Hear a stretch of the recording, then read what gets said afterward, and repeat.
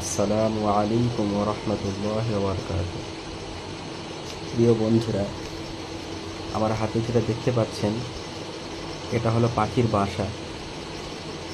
কত সুন্দর একটা বাসা, আপনারা একটু দেখেন।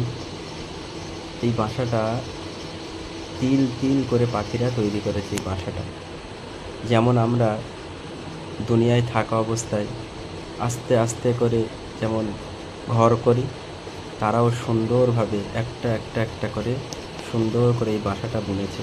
মাশাআল্লাহ, কত সুন্দর লাগছে, একবার দেখেন। আপনারাও দেখুন।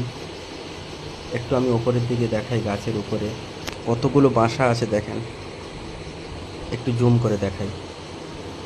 আপনি না দেখলে বুঝতে পারবেন না যে আল্লাহ কতটাই না বুদ্ধি তাদের মধ্যেও দিয়েছে, আর কতটাই না ধৈর্য সবর। এটা ধৈর্য সবর না থাকলে এই এত সুন্দর বাসাগুলো একটা একটা কুটি দিয়ে আস্তে আস্তে সুন্দরভাবে এরকম তৈরি করা, এত সুন্দরভাবে তৈরি করেছে যে আপনি দেখেন, মানে এত ঝড় হচ্ছে, বাতাসটা কত জোরে চলছে দেখেন। তারপরেও পর্যন্ত এই যেমন প্রাকৃতিক দুর্যোগে কখন ঝড় হচ্ছে, কখন বাতাস, কখন আবার দেখা যায় কত জোরে বৃষ্টি হচ্ছে।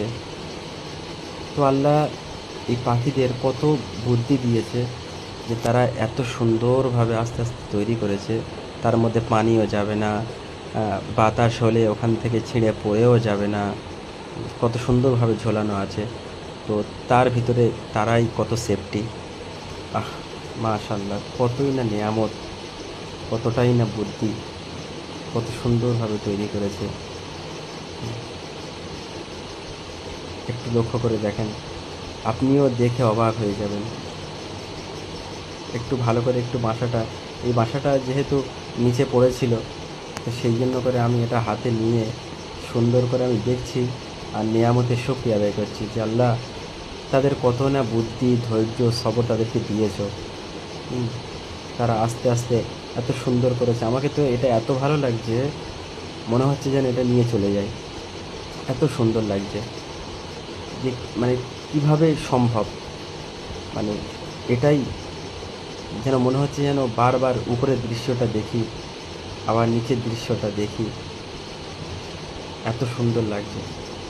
আপনারাও দেখেন, দেখার পরে একটুখানি বলবেন, মানে একটুখানি জানাবেন যে কত সুন্দর না লাগলো। আমাকে তো খুব ভালো লাগছে, আলহামদুলিল্লাহ আলহামদুলিল্লাহ।